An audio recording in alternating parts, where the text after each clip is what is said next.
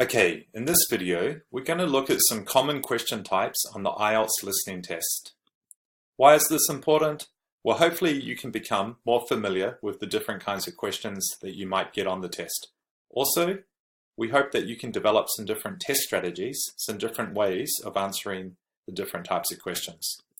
In this video, we're going to look at chart completion, classification, labeling a diagram, a map, or a plan, and we're also going to look at the idea about selecting from a list. Okay, let's start with a chart. I'll give you a chance to read these instructions. Always read the instructions carefully, just like in the test. So we're told that we're going to complete a flowchart. Now, the next one is a very common instruction. We cannot write more than 3 words.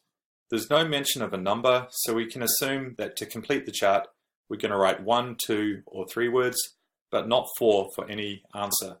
So, when you are in the listening test, you will hear instructions played over the recorder, or played over the speaker.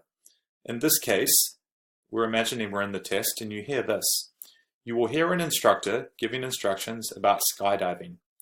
Listen to these previews for the listening files. So, what you should do is think about the kind of language that you're going to hear. In this case, when somebody gives instructions, it's likely that they're going to give commands or use commands. Now, what is a command? Think about this. Stand up, sit down, do your homework. These are commands. Usually when people give instructions, they use commands. So perhaps we're going to listen or we're going to hear a lot of commands in the listening file. Here are the questions themselves.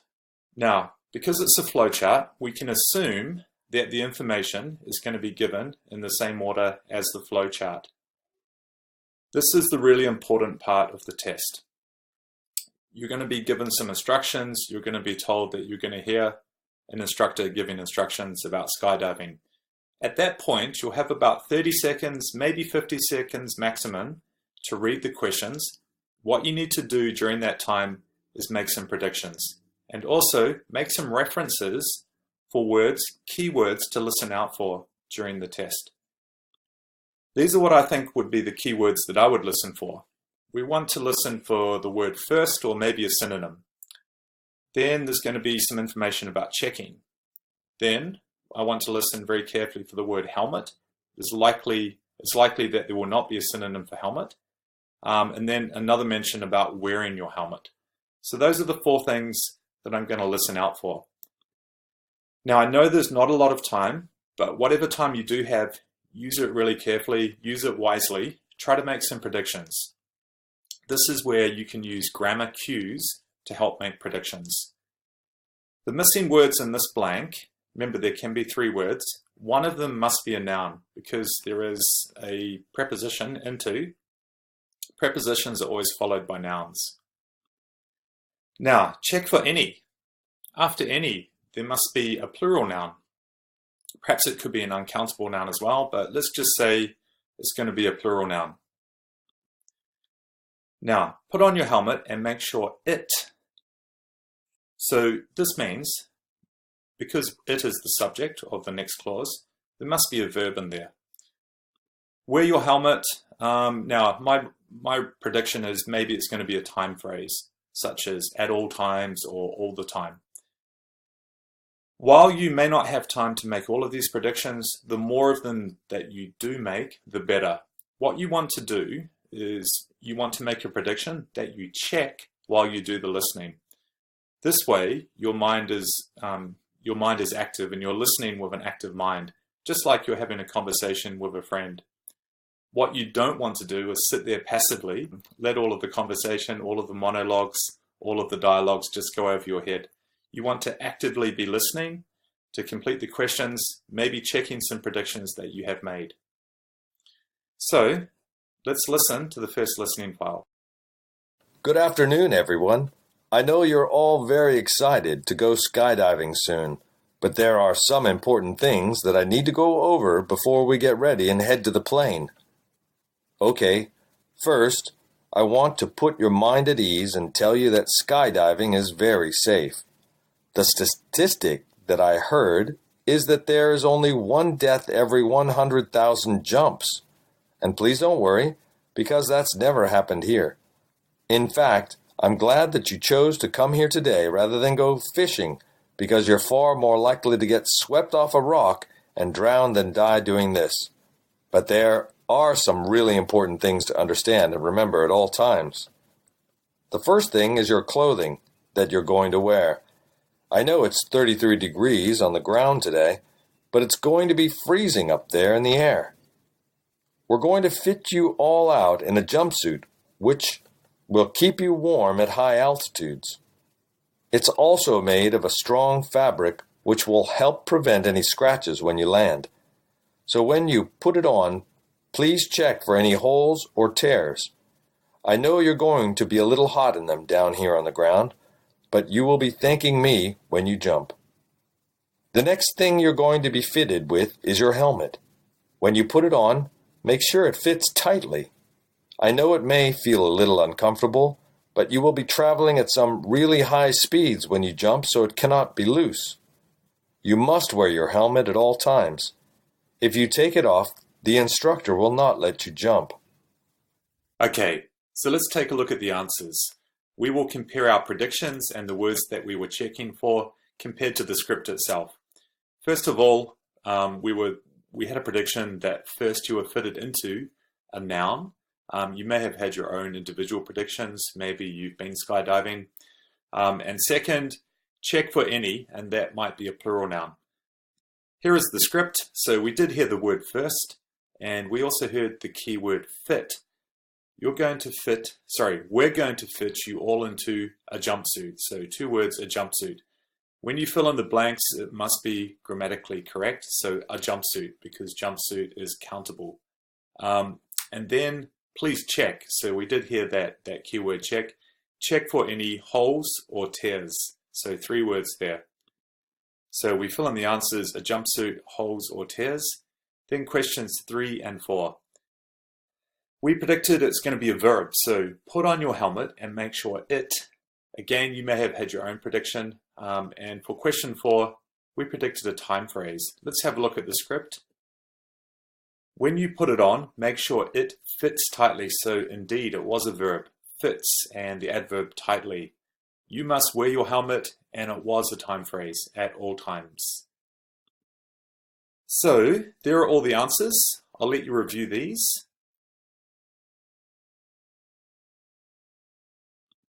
And let's move on to the next set of questions. This is classification. Please take your time to read the instructions.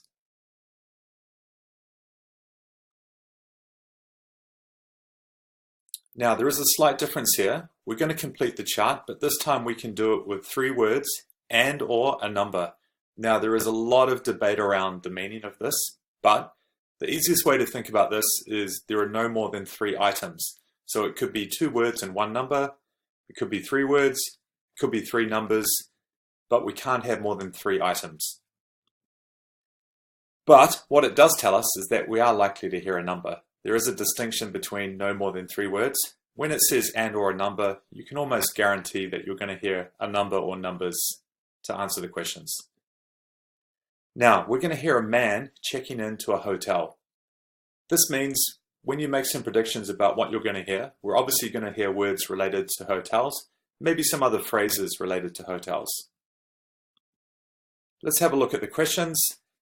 Again, the information, the 3 blanks, it's likely to be given in the same order as the chart. So maybe we're going to hear people talking about a bath, the location of the floors, or the location of the room, and then maybe some questions about the bed.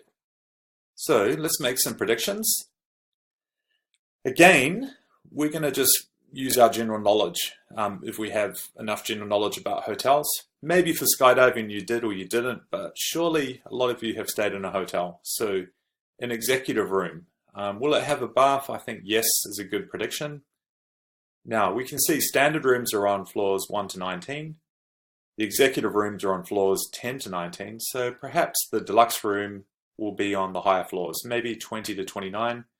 Again, the whole point of making a prediction is so that you have something to check when you listen, so that you can listen with an active mind. The standard room, so California King's the biggest bed. king is smaller, and perhaps it is a double. It could be a queen, but let's just predict double. Let's listen to this recording and let's check our predictions.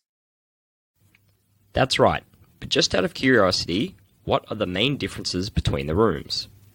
Well, of course, the deluxe suite is bigger than the executive room, and the executive room is larger than the standard room. The same goes for the size of the beds. Our deluxe rooms and our executives also have baths.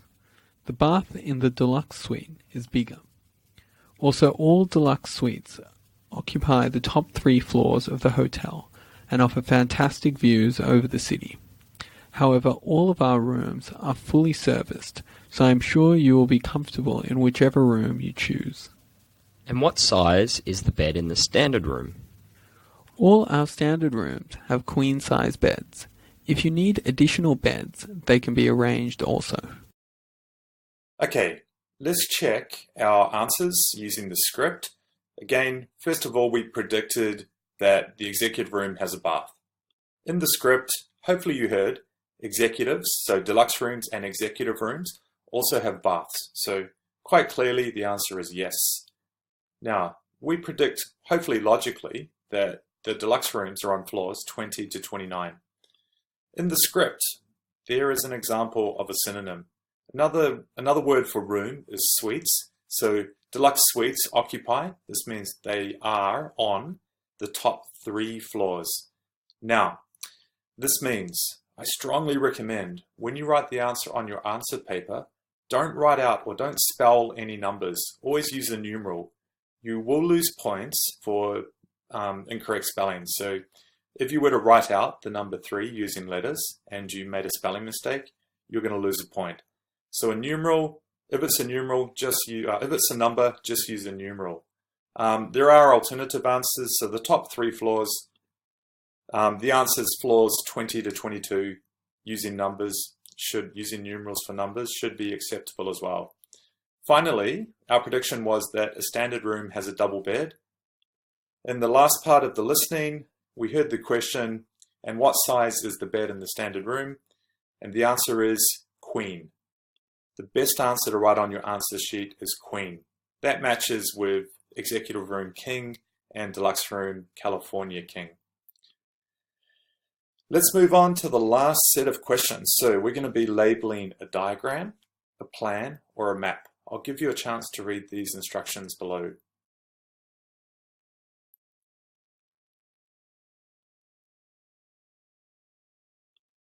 Okay, the instructions that you would hear in the test would say, you will hear a presenter giving information about a tourist destination. Again, you should always predict what kind of language, what kind of sentences you're going to hear.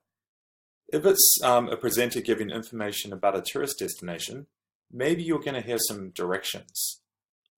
Here is the plan. Now, for this one, you have to select from a list.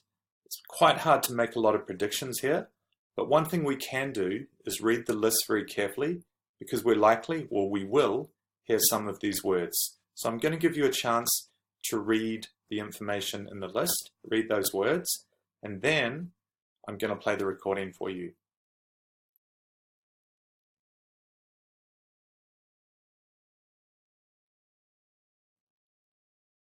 Good morning, everyone, and welcome to the museum.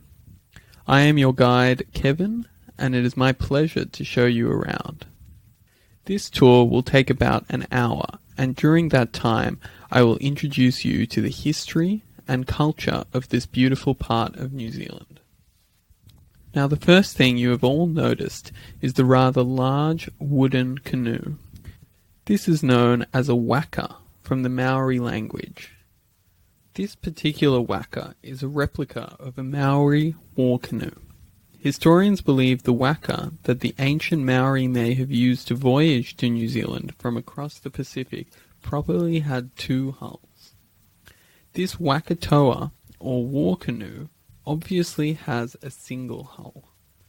It is 35 meters in length and can seat 80 paddlers. This particular waka is also wide enough so the paddlers could rotate. Like many waka, this one is made from the native totora tree. These war canoes were often carved with great detail. They were also highly sacred due to their role in warfare. Okay, next on the left is the tribute to the Anzacs. This is the Australia-New Zealand Army Corps, who fought in the First World War and the Second World War. When the First World War broke out in 1914, New Zealand was automatically on the side of the British Empire. The legend of the Anzacs was created during the Gallipoli campaign in modern Turkey, where the Aussies and the Kiwis fought alongside troops from Great Britain and Ireland, France, India, and Newfoundland. The campaign was a disaster. It lasted for 8 months and resulted in the loss of around 87,000 Ottoman soldiers and 44,000 Allied soldiers. 2,721 of the Allied soldiers who died were Kiwi soldiers, but due to New Zealand's low population at the time, it had a lasting impact on the country. On April 25th every year, the sacrifice of all soldiers in the Gallipoli campaign is remembered.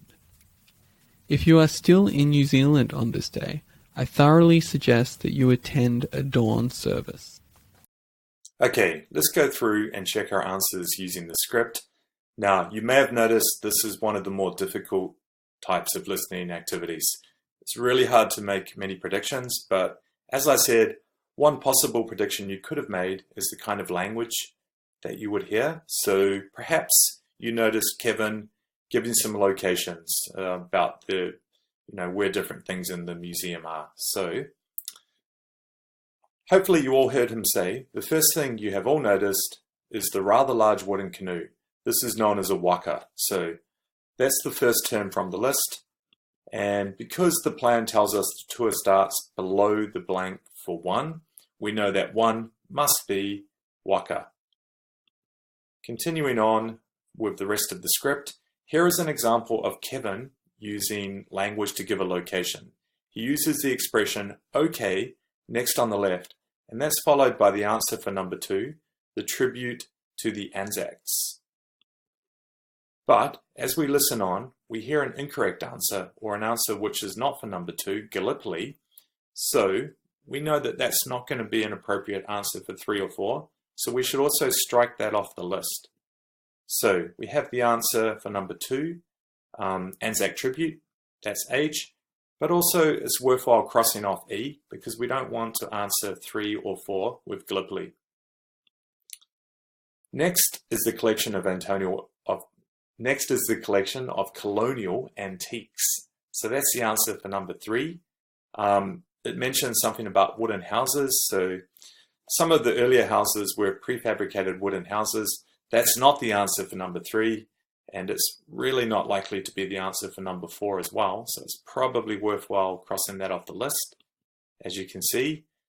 Then we're left with the answer for number 4. We have a few options left, 3 in fact. And we can hear on the right-hand side, again, Kevin giving a location, followed by the answer is the New Zealand flag. Not the Australian flag, the New Zealand flag. And we know this because Kevin uses that term, that expression to give the location on the right-hand side. So there are the answers. Definitely one of the more difficult types of listening activities. So just to recap, always make predictions, even if it is for making a plan or checking answers from a plan or a map. Use grammar cues when you can though. So some of the other activities that we did, we were able to use grammar to help us with our predictions. Always write numbers with numerals. Don't lose points for spelling. And predict what words and phrases you might hear. So that one definitely applies for the type of activity where you have to give information from a map or a diagram or a plan. So jump onto grade and see how well you can predict. Practice until you are confident.